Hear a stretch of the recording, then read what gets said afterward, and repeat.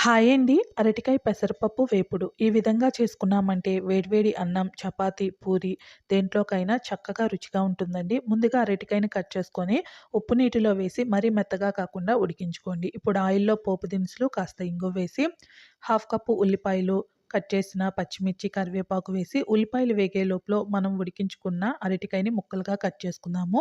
పైన ఉన్న ఈ తొక్కును వేస్ట్‌గా పడేయకుండా అరటికాయ పెరుగు పచ్చడి చేసుకున్నామంటే రుచి అలానే ఆరోగ్యం కూడాను. ఉల్లిపాయలు వేగిన తర్వాత అల్లం వెల్లుల్లి పేస్ట్ వేసి ఒక హాఫ్ కప్పు పొలుకుగా ఉడికించుకున్న పెసరపప్పు, కట్ చేసుకున్న అరటికాయ వేసి 2 నిమిషాలు వేగిన తర్వాత రుచికి తగినంత కారము, ధనియాల పొడి, జీలకర్ర పొడి, గరం మసాలా వేసేసి కలుపుకుందాము. ఇప్పుడు 4, 5 టేబుల్ స్పూన్లు పచ్చి కొబ్బరిని కూడాను గ్రైండ్ చేసి వేసుకొని రుచికి తగినంత ఉప్పు, ఫైనల్‌గా కట్ చేసిన కొత్తిమీర వేస్తే మన అరటికాయ పెసరపప్పు వేపుడు రెడీ. నచ్చితే ట్రై చేసి ఒక లైక్ ఇచ్చి ఛానల్‌ని సబ్స్క్రైబ్ చేసి సపోర్ట్ చేయండి. Thank you.